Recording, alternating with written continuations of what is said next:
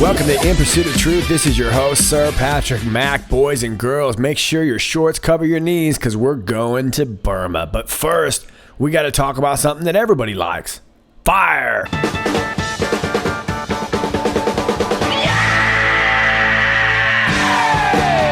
Play responsibly, Patriots. This is from NBC quote-unquote news, adding on to the story that we talked about yesterday. A man who set himself on fire near White House dies.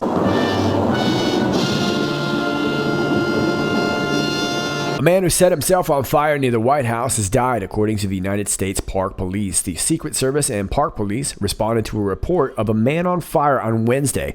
Officers extinguished the blaze, and police later identified the man as Arnav Gupta, a.k.a. Hunk of Burnin Love, 33 of Bethesda, Maryland. Gupta was taken to a local hospital where he died Wednesday evening. Gupta, 33, had been reported missing earlier Wednesday by Montgomery County Police in Maryland. He was last seen by family when he left his home Wednesday morning, a police press release said. Police are concerned for Gupta's physical and emotional welfare, the release said. A witness to Wednesday's incident, Alina Berzin, 17, was visiting the White House with her family when she saw a man running and covered in flames. "We were just looking at the White House to take pictures and he just came out of nowhere," she told NBC in a phone interview Wednesday, adding that authorities responded quickly to the incident. Last month, a similar event occurred when a man set himself on fire outside the White House. That incident in April was not life-threatening. Okay, so if you watched my video from yesterday, we talked about this, and I got to tell you, I'm not really buying this. I find this very interesting. First of all, this witness here says that he just came out of nowhere and said that she saw a man running. Well, if you saw the video, you could see that he wasn't running at all. He was actually walking very casually. Now, ladies and gentlemen, I've told you that I am in the entertainment industry. I've seen this gel before. This is exactly what it looks like. I'm finding it hard to believe that this would have killed this man. He wasn't running at all. He seemed very calm. Now, I don't know if this guy was drugged up, if this guy is some sort of MK Ultra victim or not. I'm not really sure about all that. All what I am concerned about is what I can actually see, was that it looks like whatever that gel he was using seemed to be the same kind of stuff that stuntmen use all the time.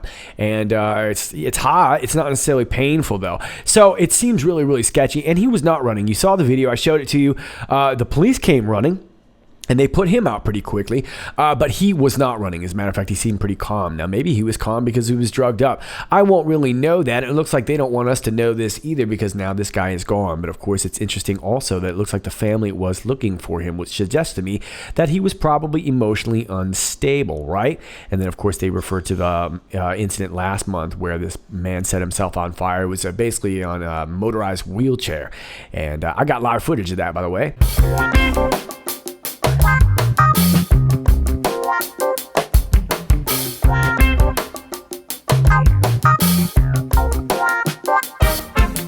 You saw it here first, folks. You saw it right here on In Pursuit of Truth. Yep. All right. Well, I have a feeling there's a little bit more to this fire story than meets the eye. And speaking of fire, and speaking of eye, let's talk about FireEye, who's given their Cyber Defense Summit 2019. Yeah, October 7th and 8th. And they're having a conference on the October 9th and 10th in Washington, D.C. And check out the keynote speakers, Hillary Rodham Clinton. And ladies and gentlemen, when you think about cyber defense, the first name you think of is Hillary Rodham Clinton. Outstanding. But wait, before you go digging into your pocket to give so graciously to the Clintons, let me at least tell you what you might be getting into. Now, I don't have the itinerary for 2019 just yet, but we can look over what we had for 2018. Here's session 1. What I wish I'd known then, wisdom from top CISOs about pitfalls, breaches, and growing your career. And got an interesting little panel right here. Grady Summers, technology officer for FireEye. Kostas Georgakopoulos from P&G. Todd Lukens from Global Payments. And then we've got Brad Maiorino, Executive Vice President for Booz Allen Hamilton. Yeah, that's a security contractor. You probably heard that name before. They've had quite a few high-profile security contractors before. One by the name of Edward Snowden. And, of course, former CIA Director James Woolsey used to be with them. And another top executive was former head of the DNI, one James Clapper. How about that for a crew? So I'm sure this is totally on the up and up, but we need to move on. Session 2, guidance on cybersecurity and the responsibilities of the board of directors. All right, fair enough.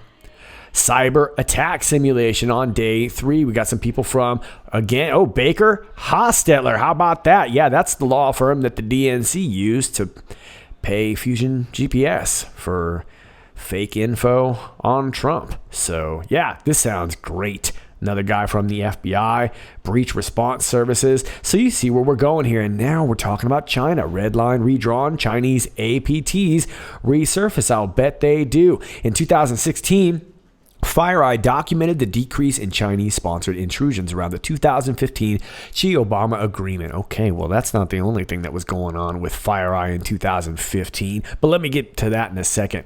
Pre-mediation, the art of proactive remediation, and then we've got a roundtable on AI used by cyber threat groups and network defenders. Everyone's talking about AI, and of course, we've got a strategist program manager here from DARPA. Nice, and I'm sure you can completely trust that too. So I think you see what's up. That was what was on the docket for last year. So get your tickets while they're hot.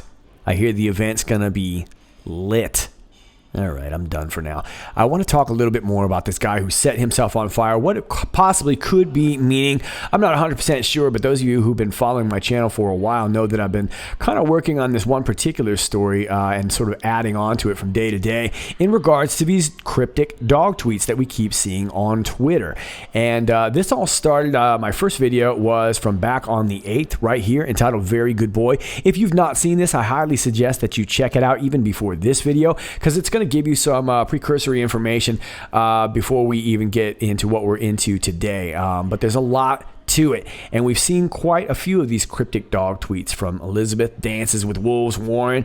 We've got Donna Brazil, James Comey, John McCain, who else? Eric Smallville. There you go. Lots of different DC and Hollywood elite. Alyssa Milano just posted about her dog the other day. So why is everyone talking about dogs? Not really sure, but I have some theories here, and it all starts with this video here on the 8th entitled Very Good Boy. And I added on to it here in this one right here, The Dogged Pursuit. This was from the 28th, just from the other day. And then I added even more on just the other day in this video entitled Dog Eat Dog from the 29th. So if you haven't checked out those videos, please do. But we've been talking about one particular dog keeps kind of coming back up, and that was John McCain's dog. Now, of course, John McCain has since been gone, and the dog survived him, but the dog ended up running into a drain, oddly enough, and ended up drowning. And that dog's name was Burma. Well, Burma is no longer really used technically now. It's Myanmar, although some in Southeast Asia still call it Burma. But I keep noticing that this tiny little country of Burma keeps popping up in the news. Now, in relation to the Burning Man, if you will, this guy came out and appeared to have a USA t-shirt on. Now, we can debate back and forth whether or not this guy was on drugs or whatnot. I'm not really sure, but there were a lot of people that thought this was reminiscent of this 1963 protest event in Saigon, which is now Ho Chi Minh City. Actually, that area is still known as Saigon. And this was Thich Quang Duc, and he was a Buddhist monk. Burned himself to death at a busy Saigon Road intersection on the 11th of June, 1963. Quang Duc was protesting the persecution of Buddhists by the South Vietnamese government led by Ngo Dinh Diem. Photographs of his self-immolation were circulated widely across the world and brought attention to the policies of the Diem government. John F. Kennedy said in reference to a photograph of Duc on fire, "No news picture in history has generated so much emotion around the world as that one." And oddly, yeah, it really was. It was quite a powerful picture. I remember this even, growing up. Very powerful image, right? Okay, so is this a nod to this? Well, it very well could be. Now, this monk was Vietnamese, but this actually began in Burma. Burma. This was a way that Buddhist monks would essentially protest by self-immolation, lighting themselves on fire and kind of testing their faith too. But a lot of this happened in Burma. Oh, ain't that a kick in the pants? Because it was 2015 where we found out through EW Priestat by way of Tom Fitton over there at Judicial Watch that we had some emails coming from Hillary Clinton's unsecured server in President Obama's executive office at the White House. Now, I'm not really sure if we saw all those 30,000 emails because some of them got bleach bitted, but there you go. And I'm sure it's a total coincidence that we have this story from ABC quote-unquote news. Myanmar issues arrest warrant for nationalist Buddhist monk. This was posted on the 29th. A court in Myanmar has issued an arrest warrant for a Buddhist monk known for incendiary comments about the country's Muslim minority and for criticism of the government of Aung San Suu Kyi, police said Wednesday. The warrant, issued in Yangon at police request, charges Wirathu with sedition for insulting comments he made at a nationalist rally on May 5th about Suu Kyi while comparing the military's representative in parliament to Buddha. Colonel Myo Tu-Swe, a spokesman for the police force in Buddhist-majority Myanmar, said the warrant had been forwarded to Mandalay, the location of Wirathu's monastery. If found guilty, Wirathu could be sentenced to 3 years to life in prison. Under Myanmar law, he would have to be defrocked by Buddhist authorities before he could be arrested. That might be difficult as Wirathu has a large amount of influence amongst his fellow monks, which might allow him to delay or defy any action against him. Yeah, he's a very popular character out there, and of course they're dealing with the same sort of thing. They've basically been taking all these Muslim, what they would consider illegal immigrants there, and of course they're getting all this pressure. Hey, you guys are Buddhists, you're supposed to be all inclusive, da da da da da. Kind of sounds like a familiar story, doesn't it? Wirathu came to prominence in 2012 after deadly riots broke out between Buddhists and Muslims in the western state of Rakhine. He founded a nationalist organization since disbanded that was blamed for inciting violence against Muslims. Tension in Rakhine reached a peak in 2017. I know, right? When attacks by armed Rohingya militants on police posts triggered a brutal counterinsurgency campaign by the army that caused more than 700,000 Rohingya villagers to flee across the border to Bangladesh for safety. There's widespread prejudice in Myanmar against the Rohingya, who are seen as illegal immigrants from Bangladesh, even though many families have lived in Myanmar for generations. Muslims from other ethnic groups also face disrespect and occasional violence after Wirathu and his supporters launched their nationalist campaign. I'm sure it's also a total coincidence that this small nation is spending tens of millions of dollars as of recent on some defense. Yeah, in particular, they're looking for armored vehicles and surface-to-air missiles, which suggests to me possibly they're getting ready for defending against an amphibious assault. Just saying. But they are spending a lot of money either way. Now, because of this whole thing with the Rohingya, they drove out hundreds of thousands of these guys and they went back to Bangladesh. And because of that, the EU and the US put them on sanctions. So the US will likely not be selling them any military equipment, but I'm sure you can probably imagine who in the area would be more than happy to kick down with some military equipment, one by the name of China and two by the name of Russia. So we're not really sure how this is going to shake out yet until they make their purchase or whatever, but it looks like they're definitely beefing up for something. I also want to mention as a side note, if you'll remember just a couple days ago, POTUS was in Japan meeting with Prime Minister Shinzo Abe regarding trade, Korea, China, Russia, who knows what, right?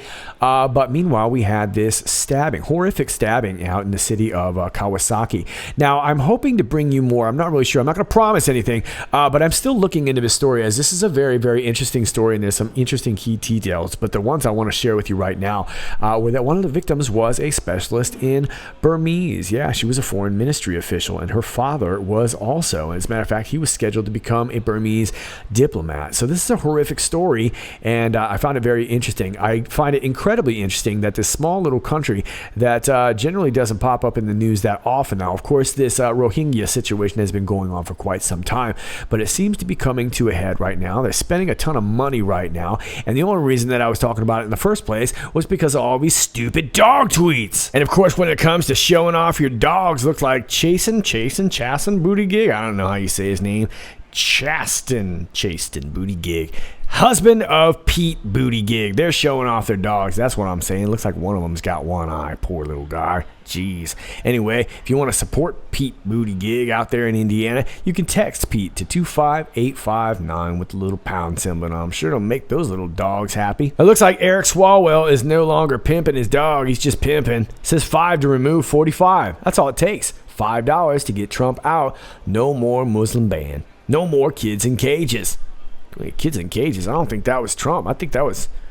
Wasn't that R. Kelly? And don't let them eat and don't let them out unless they need some shoes down the street from their uncle. No taking away women's human rights. All right, well, I didn't know we were taking away women's human rights, but if you want to kick down 5 to remove 45, he only needs 9. All right, Patriots, that's all I got for you today. Enjoy your weekend. As always, if you like this video, please click like, share, and subscribe. Thanks to all of you who do that already.